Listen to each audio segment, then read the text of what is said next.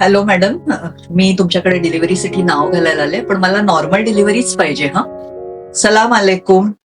मेरी बहू का डिलीवरी होना आपके पास, पर वो नीचे से ही होना मांगता है. Hi doc, we are pregnant and I want my wife to deliver normally.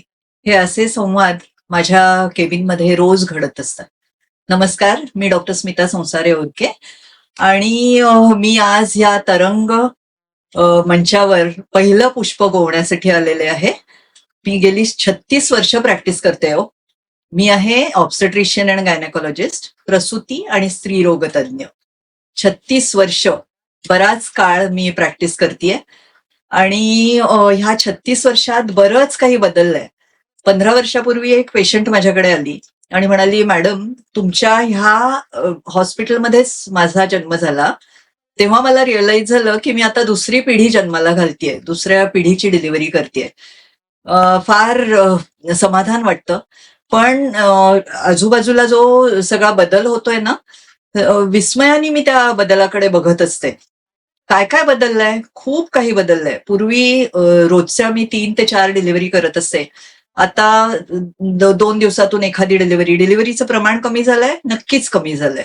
पूर्वी खूप डिलिव्हरीज व्हायच्या. का डिलिव्हरीज व्हायच्या? कारण मुलांचं प्रमाण जास्त असायचं आणि आपण जे म्हणतो ना, की एक विशिष्ट समाज, त्यांच्यामध्ये जास्त अपत्य होतात. पण तुम्हाला खरं सांगू का, की आता तेही प्रमाण बरंच कमी झालंय. मी सौदी अरेबियात जेव्हा काम करत होते, तेव्हा अक्षरशः म्हणजे 9वी-10वी खेप असायची बायकांची. पण आता तसं काही नसतं. हल्ली जास्तीत जास्त 3ऱ्या किंवा 4थ्या खेपेसाठी बायका येतात माझ्याकडे डिलिव्हरीसाठी. तर हा असा सगळा सिनेरिओ बदलतोय. पण पूर्वी खूप नॉर्मल डिलिव्हरीज व्हायच्या आणि आता सिझेरियन सेक्शन्स वाढली आहेत. म्हणजे खरं सांगायचं तर सिझेरियन सेक्शनची साथ हल्ली आहे, एपिडेमिक आलंय असंही म्हणायला काही हरकत नाही. हे असं सगळं का होतंय, ह्याच गोष्टींचा आज आपण उहापोह करणार आहोत ह्या कार्यक्रमामध्ये. त्याच्यासाठी सगळ्यात आधी तुम्हाला हे सांगितलं पाहिजे की नॉर्मल डिलिव्हरी म्हणजे काय आणि सिझेरियन सेक्शन म्हणजे काय. नॉर्मल डिलिव्हरी म्हणजे काय असतं, की आपल्या योनी मार्गातून साधारण 40 आठवड्यानंतर बाळ अलगद बाहेर येतं, कोणत्याही मशीनचं सहाय्य घेतल्याशिवाय किंवा डॉक्टरचा जास्त इंटरफिअरन्स न होता जी डिलिव्हरी होते ना, तिला नॉर्मल डिलिव्हरी म्हणतो. त्याच्यामध्ये फारसा रक्तस्राव होत नाही, बाळ लगेच रडतं, बाळ सुदृढ असतं, माता सुखरूप असते. ती डिलिव्हरी जी आहे ती नॉर्मल डिलिव्हरी आहे.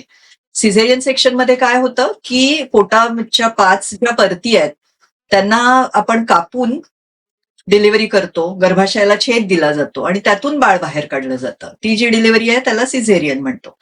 तर हे सिझेरियन सेक्शन हे नाव का पडलं, ह्याच्या मागे सुद्धा एक छोटीशी कहाणी आहे. म्हणजे हे आमच्या पुस्तकामध्ये लिहिलेलं आहे, की 46 BC मध्ये रोमन राजा होता जुलियस सीझर. तर त्यांनी कायदा केला होता, की माता जर मृत्यू पावली त्यावेळेला अनफॉर्च्युनेटली खूप माता जन्म देताना मरण पावत असत. मग त्यावेळेला माता मृत्यू पावली तरी बाळाला वाचवण्यासाठी म्हणून मग पोटावर एक शस्त्रक्रिया करून ते बाळ काढलं जायचं. म्हणून ह्या ज्या ऑपरेशनला सिझेरियन सेक्शन हे नाव पडलं.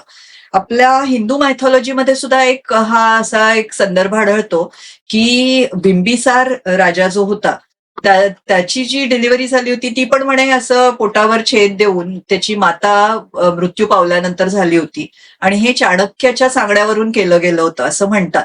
आता खरं खोटं ते तो चाणक्यच जाणे. पण ही साधारण पार्श्वभूमी आहे, मायथॉलॉजीचा संदर्भ आहे. नमनाला एवढं तेल पुरे झालं. आता आपण मूळ विषयाकडे वळूयात. सिझेरियन सेक्शनचं प्रमाण वाढलंय म्हणतोय, तर मग WHO जे रेकमेंडेशन आहे ना, थोडीशी आकडेवारी, WHO सांगितलंय की 10.5% पर्यंत सिझेरियनचा रेट इज ओके. म्हणजे 100मध्ये 10 बायका ज्या आहेत त्या सिझेरियनने डिलिव्हर झाल्या तर चालेल. पण हल्ली हा जो रेट आहे तो साधारण 23 ते 25% गेलाय. आपल्याकडेच नाही, वेस्टर्न कंट्रीजमध्ये सुद्धा ही एपिडेमिक आली आहे. तिथे सुद्धा हे भयावह आहे, की आता 23 ते 25% बायकांचं सिझेरियन होत आहे.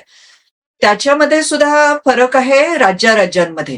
म्हणजे आपल्या भारतामधलीच परिस्थिती बघितली तर साऊथमध्ये म्हणजे केरळ आणि तेलंगणामध्ये, केरळ, तेलंगणा जिथे शिक्षणाचं प्रमाण खूप जास्त आहे, तिथे सिझेरियनचं जे प्रमाण आहे ते खूप वाढलेलं आहे. त्याचा शिक्षणाशी संबंध आहे का? God knows. पण तरीही एक मात्र मला सांगावंसं वाटतं, की केरळ राज्यामध्ये जवळ-जवळ 100% बायका या इन्स्टिट्यूशनमध्ये डिलिव्हर होतात. ही मोठी अचीव्हमेंट आहे. कारण तुम्ही मध्ये वाचलं असेल, की महाराष्ट्रात अजूनही आदिवासी पाड्यावर डिलिव्हरीची सोय नाहीये आणि हे खूप अपमानास्पद आहे. अजूनही झोळीमधनं बायकांना खाली आणलं जातं आणि अँब्युलन्स नसल्या कारणाने मध्ये 2-3 बायकांचा मृत्यू झालाय. सो हे खूप भयावह आहे. केरळ, तेलंगणा, गोवा, इव्हन जम्मू काश्मीरमध्ये सिझेरियनचं रेट वाढतंय. त्याचा शिक्षणाशी कदाचित संबंध असेल. एक आणखी गोष्ट मला सांगावीशी वाटते, की हे फक्त स्टेट्सवर अवलंबून नाहीये, तर अर्बन आणि रुरल हे पण डिव्हिजन आहे त्याच्यामध्ये. अर्बन सिटीजमध्ये सिझेरियनचं प्रमाण वाढलेलं आहे. रुरल एरियामध्ये अजूनही सिझेरियनचं प्रमाण कमी आहे.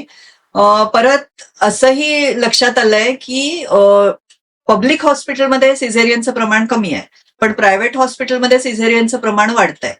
तर पब्लिक हॉस्पिटलमध्ये असं म्हणतात, की 300% सिझेरियनचं प्रमाण वाढलंय. पण प्रायव्हेटमध्ये मात्र 400% सिझेरियनचं प्रमाण वाढलंय आणि हे खरंच चिंताजनक आहे. पण ह्याच्या बरोबरीने मला हे पण सांगावंसं वाटतंय, की आपले जे 2 मानक असतात ना, माता मृत्यू आणि अर्भक मृत्यू, ते प्रमाण फार कमी झालंय. म्हणजे 1 लाखामध्ये पूर्वी 535 बायका जन्म देताना मरण पावत होत्या. पण ते आता प्रमाण 33 पर्यंत आलंय आणि अर्भक मृत्यू प्रमाण पण बरंच कमी झालंय. त्याचाही कदाचित ह्या वाढलेल्या सिझेरियन रेटशी संबंध असू शकतो. त्याबद्दलही आपण बोलूयात पुढे. बरं मग आता हे जे सगळं प्रमाण वाढलंय, तर ते कशामुळे वाढलं असावं? आणि ते वाढतंय तर ते कमी करण्यासाठी काय करता येईल? ह्या सगळ्याबद्दल आपण बोलणार आहोत. सामाजिक बदल मी म्हटलं मगाशी, की खूप सामाजिक बदल होतायत. माझं हे जे टॉक आहे, ते it is more in reference to urban scenario. म्हणजे अजूनही रुरल एरियामध्ये मुलींची लग्न होतायत लवकर. इनफॅक्ट बऱ्याच ठिकाणी तर 18च्या खालीही लग्न होतायत. तो पण एक चिंताजनक विषय आहेच. पण आपल्याकडे अर्बन एरियामध्ये आता लग्नाचं वय जे आहे ना, ते फार पुढे पुढे चाललंय. म्हणजे आता 30शीपर्यंत, पूर्वी 30शीपर्यंत 2 बाळंतपणं होऊनही जायची. पण आता 30शीमध्ये लग्न होतायत. म्हणजे 30शीमध्ये बाईचं लग्न होणार, त्यानंतर ती 2-3 वर्ष जोडीदार चांगला आहे की नाही बघणार, त्यानंतर मग ते ठरवणार आपल्याला मूल हवंय की नाही. असं सगळं करेपर्यंत बाईची 35शी येते. आणि हल्ली महिला करिअर करतात ही खूप चांगली गोष्ट आहे. पण त्यांच्या हे लक्षात येत नाही, की मातृत्व हा सुद्धा करिअरचाच भाग आहे आणि मातृत्वाचं करिअर आहे, ते फक्त तिलाच करायला लागणार आहे. त्यामुळे त्याबद्दल जी जी थोडीशी उदासीनता असते ना, की खरंच मला हवंय का मूल? आणि हवंय तर ते कधी हवंय? हे ठरवेपर्यंत बराच उशीर झालेला असतो. 35शी पर्यंत काय होतं, की बीज तयार होण्याची जी क्षमता असते ती बरीच मंदावलेली असते. बीज तयार होण्याचं प्रमाण कमी झालेलं असतं. बीजाची क्वालिटी कमी होत असते. आणि मग एकदा ते 35शीला पोहोचलं ना कपल, की ते इतके घाईकुतीला येतात, की त्यांच्यासाठी हे प्रोजेक्ट असतं, की एवढ्या दिवसांमध्ये हे संपलंच पाहिजे. मग माझ्याकडे जे येणारे कपल्स असतात ना, ती खूप करिअर ओरिएंटेड असतात. आणि मग त्यांचं असं असतं, की नाही, नाही मला पुढच्या वर्षी ह्या वेळेला अमेरिकेला जायचंय. पुढच्या वर्षी माझं हे प्रोजेक्ट येणार आहे. त्याच्या आधी आम्हाला हे प्रेग्नन्सी वगैरे सगळा सोक्षमोक्ष लावून आमच्या हातात बाळ आलं पाहिजे. बऱ्याचदा काय होतं, की पुरुष असतो तो अमेरिकन टायमिंग प्रमाणे काम करत असतो. बाई असते ती इंडियन टाइम प्रमाणे काम करत असते. म्हणजे बऱ्याचदा असं होतं, की मला ह्या मुली सांगतात, की आम्ही अक्षरशः बाहेर थोड्या वेळासाठी भेटतो 10-15 मिनिटासाठी आणि रविवार असतो तो आम्ही रिकव्हर होण्यासाठी म्हणजे रिकव्हर होण्यासाठी रविवार ते अक्षरशः झोपून काढतात आणि ह्या सगळ्यामध्ये शारीरिक संबंध ठेवण्यापुरती सुद्धा त्यांच्यामध्ये एनर्जी नसते. हे खूप सगळं जे चाललंय ना ते खूप भयानक आहे. कुठेतरी त्यांना थोडं थांबलं पाहिजे आणि ह्या मातृत्वाच्या करिअरचा पण विचार केला पाहिजे. किती स्ट्रेस लेव्हल वाढत असेल ह्या बायकांची आणि पुरुषांची सुद्धा बरोबरीने. मी बऱ्याचदा जेव्हा त्यांच्याबद्दल बोलते, तेव्हा त्यांना हेच सांगते, की ह्याचा तुम्ही मातृत्वाचा विचार व्यवस्थित साकल्याने करा. थोडंसं थांबायला लागलं, करिअरमध्ये ब्रेक घ्यायला लागला तरी चालेल. पण मातृत्वाचा जो तुमचा टप्पा आहे, तो कधीतरी तुम्हाला ओलांडायलाच लागणार आहे. मग त्याच्यावर तुम्ही दोघांनीही विचार करणं जरुरी आहे. मग काय होतं, की 35शीला जेव्हा बाई येते, तेव्हा जर 1-2 अटेम्प्ट्समध्ये प्रेग्नन्सी राहिली नाही, तर मग ती जाते IVF कडे. In vitro fertilisation. आणि IVF कडे गेल्यावर मग ती प्रेग्नन्सी जी आहे ती खूप जोखमीची प्रेग्नन्सी होते. IVF म्हटलं की एकतर खर्च भरमसाठ असतो, त्याच्यानंतर जुळी तिळी होण्याचं प्रमाण वाढतं, तोपर्यंत वय वाढलेलं असतं, ह्या मुलींमध्ये लठ्ठपणा भरपूर आहे, जीवनशैलीच पूर्ण बदलली आहे, व्यायामाचं प्रमाण खूप कमी झालंय, फास्ट फूड खाणं वाढलंय, म्हणजे बाहेर पडलं की रिक्षा, टॅक्सी, स्वतःची गाडी, त्यामुळे चालणं अजिबात नाही. म्हणजे मला वाटतं मुली शाळेतून बाहेर पडतात त्याच्यानंतर व्यायामाशी त्यांचा संबंधच जातो, त्यामुळे भरमसाठ वजन वाढतं. पीसीओडीचं प्रमाण भयंकर वाढलंय. पीसीओडी म्हणजे अगदी सोप्या शब्दात सांगायचं तर ओव्हरीचं डायबिटीस, म्हणजे ओव्हरीमध्ये इन्शुलिन रेझिस्टन्स वाढतो, त्याच्यामुळे काय होतं, भरमसाठ वजन वाढतं, ओव्ह्युलेशन होत नाही, प्रेग्नन्सी होत नाही, अशी ती साखळीच आहे. मग त्याच्यामुळे ते IVF कडे जातात. ह्या मुलींमध्ये जेस्टेशनल डायबिटीस म्हणजे गरोदरपणामध्ये डायबिटीस होण्याचं प्रमाण वाढतं, ब्लड प्रेशर वाढतं, म्हणजे हे आणखी मेडिकल कॉजेस तयार होतात. मग म्हणजे आता तुम्ही एवढा मोठा खर्च केलाय, त्याच्यानंतर तुम्हाला जुळं आहे, जेस्टेशनल डायबिटीस आहे, हायपर टेन्शन आहे, म्हणजे मग ही जी प्रेग्नन्सी होते ती होते हाय रिस्क प्रेग्नन्सी. मग आता ही हाय रिस्क प्रेग्नन्सी झाल्यानंतर जेव्हा त्या डिलिव्हरीपर्यंत जातात तोपर्यंत बऱ्याच गोष्टी घडून गेलेल्या असतात. आणि मग डिलिव्हरीच्या वेळेला नॉर्मल डिलिव्हरी होणार का सिझेरियन होणार, your guess is as good as mine. ह्या पेशंटमध्ये एकतर ना एक सिंड्रोम आहे, टू पॉश टू पुश. म्हणजे ह्या बायका, हे पण लोन वेस्टर्न कंट्रीज मधनं आलंय, की मध्ये असं झालं होतं की सेलिब्रिटीज, ऍक्टर्स वगैरे ह्या बायका, त्यांना खालची जागा लूज करण्यामध्ये इंटरेस्ट नसायचा, पेल्विक फ्लोअरचं जे अॅनाटॉमी आहे ती तशीच राहावी अशी त्यांची इच्छा असायची, त्यासाठी मग पोटावर स्कार आला तरी चालेल असं त्यांचं म्हणणं असायचं. आणि तेच लोण हळूहळू आपल्याकडे पसरतंय की मला अजिबात श्रम नकोय, माझ्याकडे घरी श्रम करण्यासाठी मी बायका ठेवल्यात, पण इथे मात्र पुश मलाच करायचंय आणि ते मला करता येत नाही. हल्ली काय होतंय की आपल्याकडे इव्हन टॉयलेट्स म्हटलं ना तरी वेस्टर्न टॉयलेट्स आहेत, खाली बसण्याची आपली सवयच गेली आहे, त्यामुळे पुश करणं हे अगदी अशक्य व्हायला लागलंय सगळ्यांसाठी. मग अशा सगळ्या पेशंट्समध्ये काय होतं की एकतर ती प्रेशियस प्रेग्नन्सी असते. प्रेशियस प्रेग्नन्सी मधनं म्हटल्यानंतर मला माझे सर आठवतात, डॉक्टर वसंत पटवर्धन, खूप फेमस ऑब्स्टेट्रिशियन आणि गायनेकोलॉजिस्ट होते. तर ते मला नेहमी म्हणायचे की स्मिता, प्रेशियस प्रेग्नन्सी, प्रत्येक प्रेग्नन्सी प्रेशियस आहे. तू 5 भावंडांमधली एक आहेस म्हणून तू तुझ्या आई वडिलांसाठी प्रेशियस नव्हतीस असं नाही, पण तरीही ह्या पेशंटसाठी त्यांनी एवढा पैसा घातलेला असतो म्हणून ही प्रेशियस प्रेग्नन्सी. आणि मग परत असं असतं की ह्यांच्याकडे इन्शुरन्स असतो भलं मोठं, आणि त्यांना असं असतं की सगळं विकत घेता येतं, म्हणून तेव्हा डिलिव्हरीसाठी त्यांना तो एक्सपिरियन्स हवा असतो. मोठ्या स्वीटमध्ये, मोठ्या नर्सिंग होममध्ये नाव घालायचं आणि इन्शुरन्स आहे सांगायचं, आणि मला ह्याच तारखेला, ह्याच मुहूर्तावर बाळ हवंय असं सांगायचं आणि सिझेरियन करून घ्यायचं. हे प्रमाण फार म्हणजे फार वाढलेलं आहे. Tailor made pregnancy, tailor made delivery, हे प्रमाण खूप वाढलेलं आहे आता, आणि हे खूप भयावह आहे. आम्ही जेव्हा सिझेरियन सेक्शनच्या कारणांबद्दल बोलतो ना तेव्हा आम्ही 3 P's बद्दल बोलतो. पहिलं पॅसेज, दुसरं पॅसेंजर आणि तिसरं पॉवर. पॅसेज म्हणजे बऱ्याचदा ज्या पॅसेजमधनं बाळाला बाहेर यायचंय तो पॅसेजेस जर खूप नॅरो असला, म्हणजे जो कटी भाग आहे तो खूप नॅरो असला, ओबेसिटी खूप असली तर जागा कमी पडते बऱ्याचदा. बऱ्याचदा असं असतं की सॉफ्ट पॅसेज म्हणजे युट्रसच्या तोंडाशीच वार असते, मग ते तुम्ही किती प्रयत्न केला तरी बाळ खाली येऊ शकत नाही. पॅसेंजर म्हणजे येणारं बाळ. बऱ्याचदा जेस्टेशनल डायबिटीसमध्ये बाळ अगदी खूप लहान असतं, म्हणजे इंट्रायुट्राईन ग्रोथ रिटार्डेशन, त्याची पोषणच झालेलं नसतं, किंवा बऱ्याचदा बाळ इतकं मोठं असतं की 4-4.5 किलोचं वजन असतं. आणि आम्ही पूर्वी 4-4.5 किलोच्या वजनाची पण बाळांच्या डिलिव्हरीज केल्यात, पण त्यावेळेचा काळ वेगळा होता, बायका खूप कोऑपरेटिव्ह होत्या, हल्लीच्या बायका तेवढ्या कोऑपरेटिव्ह नाहीयेत. तर मग हे 4-4.5 किलोचं बाळ एवढूशा त्या भागातून बाहेर येणं बऱ्याचदा अशक्य असतं. इथे मला ते मेहमूदचं गाणं आठवतंय, 1 रुपया भाडा पॅसेंजर कितना जाडा. ते एवढं पॅसेंजर तो बाहेर येणं बिणं ते फारच कठीण असतं. बऱ्याचदा असं असतं की बाळच उलटं असतं, खुल्यांकडनं बाळ येणार असतं, पायाळू बाळ.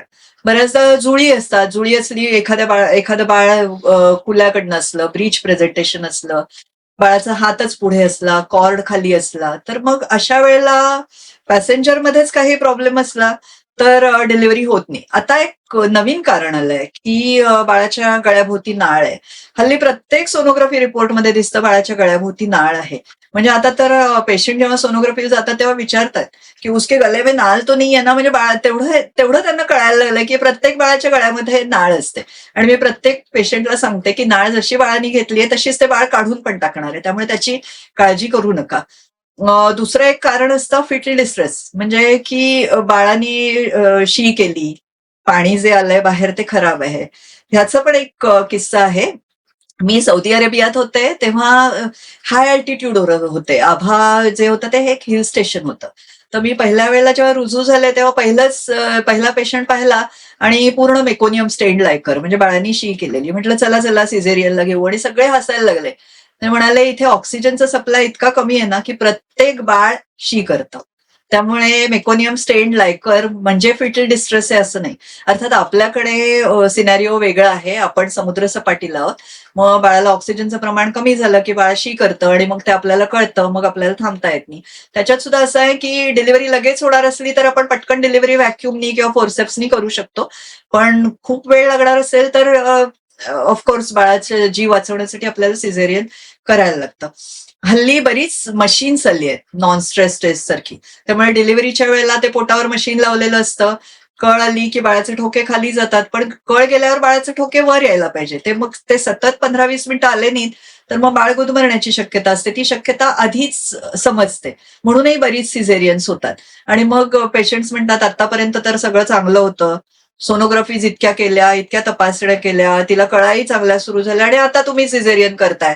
पण ह्या सगळ्या ज्या अचानक येणाऱ्या गोष्टी असतात त्या आधीपासून आपल्याला फोरकास्ट करताच येत नाही. मला तर बऱ्याचदा वाटतं की आपल्याला आधीच जर कळलं की ह्या पेशंटची नॉर्मल डिलिव्हरी होणार नाही तर आमचाही बराचसा त्रास वाचणार आहे, पण अनफॉर्च्युनेटली तसं होत नाही.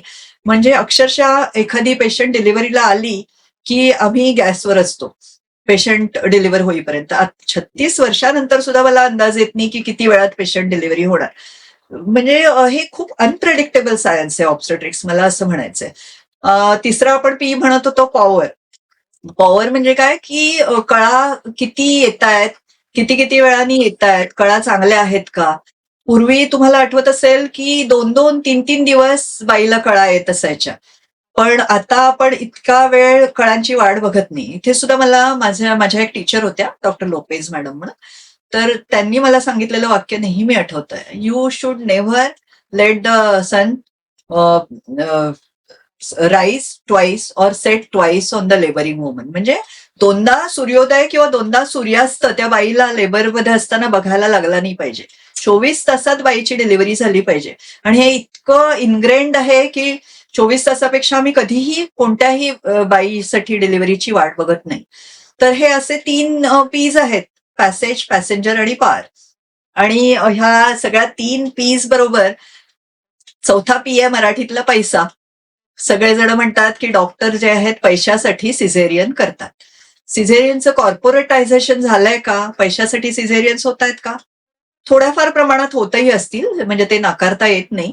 पण प्रत्येक सिझेरियन पैशासाठी होतं का? तर माझं उत्तर आहे ठाम नाही. प्रत्येक सिझेरियन पैशासाठी होत नाही. Doctor CN. पुरंदरे ज्यांच्याबरोबर मला काम करता आलं, ते म्हणायचे की स्मिता, नेहमी नॉर्मल डिलिव्हरी आणि सिझेरियनसाठी मी सेम चार्जेस घेतो. म्हणजे काय, कारण नॉर्मल डिलिव्हरीसाठी मी 16-18 तास घालवलेले असतात. इनफॅक्ट सिझेरियनमध्ये मी तासाभरात फ्री होतो. पण 16-18 तास मी जे घालवले त्याची मला भरपाई मिळाली पाहिजे. पण ते डॉक्टर पुरंदरे आहेत, त्यांना लोक पैसे देतील. मी जर असे पैसे मागितले सिझेरियन सारखे तर पेशंट्स म्हणतील आपने तो कुछ किया ही नहीं, डिलिव्हरी तो नीचे से ही हुआ, किस बात के पैसे ले रहे हो. तर म्हणजे हा असा सगळा सिनॅरिओ आहे. कॉर्पोरेटायझेशन बद्दल आपण बोलत होतो. हल्ली मोठ्या मोठ्या हॉस्पिटलमधनं टार्गेट्स दिली जातात. हे खरं आहे. टार्गेट्स दिली जातात. सांगितलं जातं की एवढ्या तरी केसेस केल्या पाहिजेत. कॉर्पोरेट्समध्ये जाणारे पेशंट श्रीमंत असतात, इन्शुरन्सची कार्ड्स असतात. आणि मी मगाशी तुम्हाला जे पेशंट सांगितले की जे करिअर ओरिएंटेड आहेत, जे लोडेड आहेत, त्यांनाही हे सगळं झंझट नको असतं. त्यांना आपण कितीही सांगितलं नॉर्मल डिलिव्हरी चांगली, तरी त्यांचा प्रेफरन्स असतो सिझेरियनसाठी. आणि मग कोणती डॉक्टर एवढी वेडी आहे की ती म्हणेल की नाही, पेशंट म्हणतोय सिझेरियन हवंय आणि आपण नॉर्मल डिलिव्हरी एनकरेज करायची. तर बऱ्याचदा असं होत नाही की नॉर्मल डिलिव्हरीसाठी आपण मागे लागलोय आणि पेशंट सिझेरियन म्हणते, आपणही पटकन तयार होतो, सिझेरियन झालं, काम संपलं. तर अशाही म्हणजे एक 10% केसेस अशाही होतात, नाही असं नाही. पण पैशासाठीच सिझेरियन होतात हे फार चुकीचं आहे. आता मी तुम्हाला सांगितलं की पब्लिक हॉस्पिटलमध्ये सिझेरियन्स कमी होतात कारण तिथे मॅन पॉवर भरपूर आहे हो. भरपूर रेसिडेंट डॉक्टर्स असतात, भरपूर डॉक्टर्स ड्युटीवर असतात. आता मी जेव्हा प्रॅक्टिस सुरू केली ना, तेव्हा प्रत्येक पेशंट जेव्हा डिलिव्हरीला नाव घालायचं तेव्हा म्हणायचा, मॅडम डिलिव्हरीसाठी तुम्हीच हव्यात. आता त्यांच्यासाठी ती एकदाच डिलिव्हरी आहे, पण माझ्यासाठी प्रत्येक दिवशी प्रत्येक पेशंट डिलिव्हर होतोय आणि कोणालाही ह्युमनली हे पॉसिबलच नाहीये. मी प्रत्येक पेशंटला तेच सांगायचे की पेशंटचं जे पहिली तपासणी आहे ती सिनियर सिस्टर्स असतात त्या करतील. पेशंटचा हात धरून बसण्याचं काम नवऱ्याचं किंवा सासूचं किंवा आईचं आहे. डिलिव्हरीच्या वेळेला आम्ही येणार. पण don't expect the doctor to be around all the time. तर हे असं सगळं आहे. आणि आता इतक्या वर्षानंतर आम्ही ग्रुप प्रॅक्टिस सुरू केली आहे. त्यामुळे प्रत्येक पेशंटला रजिस्टर करताना असंच सांगतो की आमच्या 5 डॉक्टर्सपैकी एक डॉक्टर कोणीतरी डिलिव्हरीसाठी हजर राहील. बाकी ज्या डिलिव्हरीसाठी नर्सेस आहेत त्या 15 ते 25 वर्ष अनुभव असलेल्या नर्सेस आहेत. त्यांना सगळं माहिती असतं कधी डॉक्टरला बोलवायचं. प्रत्येक आलेल्या कळेनंतर जर तुम्ही म्हणाल आता डॉक्टरला बोलवा, आता डॉक्टरला बोलवा, तर ते शक्य होणार नाही. आता हे असं म्हटल्यानंतर 100 मधले 10 पेशंट निघूनही जात असतील, पण that really can't be help. आमच्यासारख्या छोट्या इस्पितळामध्ये बऱ्याचदा असं होतं की स्टाफही कमी असतो. आता जर 12, 14, 16 तास पेशंट लेबरमध्ये आहे, तर थोडी आयडिया आलेली असते की ही पेशंट काही डिलिव्हर होणार नाही. तर बऱ्याचदा असाही कल असतो की रात्री झोपायला जाण्याच्या आधी डिलिव्हरी उरकूया. डिलिव्हरी नॉर्मल होत नसेल तर सिझेरियन करूया. अशाही गोष्टी होतात. म्हणजे आपण इलेक्टिव्ह सिझेरियन करतोय असं नाही. बऱ्याचदा आता आम्ही असं करतो की 40 आठवड्याची पेशंट झाली की तिला आम्ही आदल्या रात्री ऍडमिट करतो, एनिमा देणं, जे काही सर्व्ही प्राईम इंडक्शनसाठी घालणं, ते सगळं घालतो आणि मग दिवसभरात डिलिव्हरी प्लॅन करतो. तर ते प्लॅन्ड ऑब्स्टेट्रिक्स करण्याची ही बऱ्याच ठिकाणी प्रथा आहे. तर हे असं सगळं अर्थकारण आहे, समाजकारण आहे. तर आपण डिलिव्हरीचे रेट्स आपण हे म्हणत होतो की सिझेरियनचा रेट आपण कसा कमी करू शकतो. मी तुम्हाला म्हटलं तसं की एकतर प्रत्येक डिलिव्हरी हॉस्पिटलमध्ये झालीच पाहिजे. आणि मला असं वाटतं की पब्लिक हॉस्पिटलमध्ये डिलिव्हरी होण्याचं प्रमाण वाढलं पाहिजे. कारण तिथे खरंच इन्फ्रास्ट्रक्चर तुम्ही जर चांगलं प्रोव्हाइड केलं, तर बऱ्याच डिलिव्हरीज पब्लिक हॉस्पिटलमध्ये होतील. तिथे डॉक्टर्स मनुष्यबळ भरपूर आहे, सिस्टर्स भरपूर आहेत. आपल्याकडे आता हे again it goes back to economics की आपल्या स्टेट बजेटमध्ये आरोग्यासाठी जरा जास्त हे बजेट ठेवलं पाहिजे. आणि पब्लिक हॉस्पिटलचं स्टेटस जे आहे ते बरं केलं पाहिजे. प्रायमरी हेल्थ सेंटर्स आपण उघडलेली आहेत, पण तिथे डॉक्टर्स नसतात. मला आता आणखी इथे एक गोष्ट सांगावीशी वाटते की आशा वर्कर्स आहेत ना, ते खूप चांगलं काम करतायत. तर त्या आशा वर्कर्सचं पण मध्ये आलं होतं की त्यांना खूप तुटपुंज मानधन मिळतंय, त्याकडे सुद्धा लक्ष दिलं पाहिजे. हे आशा वर्कर्स आहेत ते दाईचं काम करतात आणि डिलिव्हरीज वगैरे करतात. मग दाईवरनं एक आणखी प्रसंग आठवला की पूर्वी तुम्हाला माहितीच आहे की प्रत्येक घरामध्ये एक रूम असायची, बाळंतिणीची खोली. आणि मग तिथे घरातली जी सगळ्यात प्रौढ महिला असायची ती डिलिव्हरीज करायची किंवा सुईण यायची ती डिलिव्हरी करायची. माझ्या आईनी एक गोष्ट सांगितली होती. तिची आजी ती एक खूप चांगली सुईण होती आणि तिची साईबाबांवर खूप भक्ती होती. तर त्यावेळेला साईबाबा जिवंत होत्या. तर ती एकदा शिर्डीला जायला निघाली बैलगाडीनी आणि खूप पाऊस पडत होता. बैलगाडी वाट चुकली आणि एका दुसऱ्याच गावात गेली आणि तिथे एक बाई अडली होती. तर असं म्हणतात की त्या आईच्या आजीनी म्हणजे माझ्या खापर पणजीनी तिची डिलिव्हरी केली. बाळंतीण सुखरूप होती. दुसऱ्या दिवशी बैल जोडले, बैलगाडी निघाली, शिर्डीला गेले आणि ती गेल्याबरोबर साईबाबांनी म्हटलं, "काय गं, बाळंतीण सुखरूप आहे ना?" अंगावर काटा येतो हे सगळं ऐकलं की. पण म्हणजे हे ह्या चरित्रामध्ये सुद्धा लिहिलेलं आहे. तर मला असं म्हणायचं की मिडवाईफ्स, आशा वर्कर्स, दाई ह्यांना खूप ट्रेन करणं जरुरी आहे. आपल्याकडे डॉक्टर रुग्ण प्रमाण फार कमी आहे.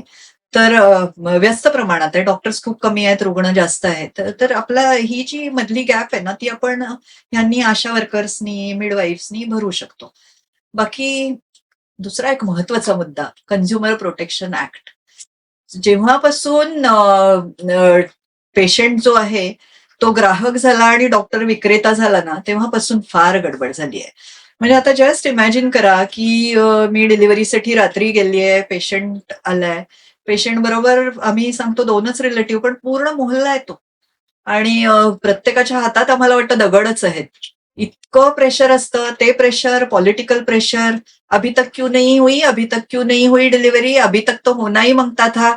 आणि आपल्याकडे हाच एक विषय आहे ना डिलिव्हरीचा. प्रत्येक पेशंटला वाटतं आपली पीएचडी आहे त्याच्यामध्ये. कारण प्रत्येकाची एखादी डिलिव्हरी झालेली असते, प्रत्येकाच्या बायकोची डिलिव्हरी झालेली असते. त्यांना वाटतं त्यांना ह्यातलं सगळं कळतं. मला त्यांना सांगायला लागतं की बाई गं, मी आतापर्यंत 20 ते 25,000 डिलिव्हरीज केल्या. 36 वर्ष मी हेच काम करतेय. तुझा जन्म झाला नव्हता तेव्हापासून मी डिलिव्हरीचं काम करतेय. पण हा खूप मोठा व्याप झालाय कन्झ्युमर प्रोटेक्शन ऍक्ट. त्याबद्दल सुद्धा मी ह्याच मंचावर एकदा बोलणार आहे, कन्झ्युमर प्रोटेक्शन ऍक्ट बद्दल. तो खूप जाचक झालाय. पूर्वी कसं खूप विश्वास होता की डॉक्टर सांगतायत ते बरोबरच असणार. हा एक जो विश्वास होता ना, तो सगळा गेलेला आहे आता कन्झ्युमर प्रोटेक्शन ऍक्टमुळे. म्हणूनही बऱ्याचदा आता वेस्टर्न कंट्रीजमध्ये तर काही झालं तरी लॉयर येतो लगेचच आणि तो लीगल केस दाखल होते. आपल्याकडेही हे सगळं फॅड चालू झालेलं आहे. मग त्याच्यामुळे कोणालाही चान्स घ्यायचा नसतो. आता मी तुम्हाला म्हटलं ना, मी खूप बदल पाहिलेत. 36 वर्षापूर्वी जेव्हा मी शिकत होते ना, तेव्हा आम्ही इतक्या डिफिकल्ट डिलिव्हरीज केल्यात. मिड कॅव्हिटी फोर्सेप्स लावलेत, आउटलेट फोर्सेप्स लावलेत, व्हॅक्युम फोर्सेप्स लावलेत. पण त्यावेळेला भीती वाटायची नाही, की असं होतं की पेशंटला विश्वास आहे. हाच एक प्रसंग असतो ना, जेव्हा लोकांना हॅपी एंडिंगचीच हे असते शक्यता. त्यांनी दुसऱ्या शक्यतांचा विचार केलेला नसतो. पण बऱ्याचदा असंही व्हायचं की आउटलेट फोर्सेप्समध्ये कधी-कधी बाळाला इजा व्हायची, कधी रक्तस्राव जास्त व्हायचा. पण तेव्हा डेअर डेव्हिल ऑब्स्टेट्रिशियन्स होते. Obstetrics is not just a science, it is an art. And that art is dying unfortunately. आता पूर्वी माझ्या वेळेला सगळे टॉपर्स ऑब्स्टेट्रिक्स घ्यायचे, ऑब्स्टेट्रिक्स गायनॅक. आता ऑब्स्टेट्रिक्स गायनॅक कोणी घ्यायलाच तयार होत नाही. कोणालाही इमर्जन्सीज नकोयत. इमर्जन्सीज नकोयत, रात्री उठायचं नाहीये. म्हणजे जे ओबी गायनॅक घेतात ते सुद्धा इन्फर्टिलिटीकडे वळतात. इन्फर्टिलिटी नाही तर मग लॅप्रोस्कोपी करतात, कॉस्मेटॉलॉजीकडे जातात. तर हा जो सिनॅरिओ आहे ना, आपल्याला तो बदलायला लागणार आहे. याच्याकडे आपल्याला खूप व्यवस्थित बघायला लागणार आहे. तर मॉरल ऑफ द स्टोरी, सिझेरियनचं प्रमाण वाढतंय. आपल्याला ते कमी करता येणार आहे. त्याच्यासाठी जॉईंट एफर्ट्स लागणार आहेत. आणि योनी मार्गाचा जो उपयोग आहे ना, तो फक्त शारीरिक संबंधासाठी नाहीये. तो डिलिव्हरीसाठी सुद्धा आहे. ते एक कविता आपण लहानपणी ऐकली होती ना एकदा, प्राण्यांची भरली होती सभा. त्याच्यामध्ये शेवटी असं होतं की नाहीतर काय होईल, 2 पायांच्या माणसागत आपलंही शेपूट गळून जाईल, असं काहीतरी ती कविता होती. मला नेहमी वाटतं योनी मार्गाचा जर उपयोग झाला नाही ना, तर इव्होल्युशनमध्ये योनी मार्ग पण छोटा छोटा होऊन फक्त संबंधापुरता राहील की काय, अशी मला भीती वाटते. आमच्या पुस्तकामध्ये एक सांगितलं होतं, एक ऍक्टिव्ह मॅनेजमेंट ऑफ लेबर म्हणून पुस्तक होतं, की कसं डिलिव्हरी लवकर करावी, कशी सुखरूप डिलिव्हरी करावी. तर त्याच्यामध्ये म्हटलं होतं की of all the journeys you ever make, the very first you ever take is through the first 10 centimetres of the canal, birth canal. And we must make that journey safe. जेव्हा एक बाळ जन्माला येतं ना, तेव्हा एक आई पण जन्माला येत असते. तर safe motherhood should be practised. Never mind caesarean जास्त झाले, वजायनल डिलिव्हरी जास्त झाली. अर्थात आपल्याला सिझेरियनचं प्रमाण कमी करायचंय. तो आहेच. That is the moral of the story. पण तरीही safe motherhood needs to be practised.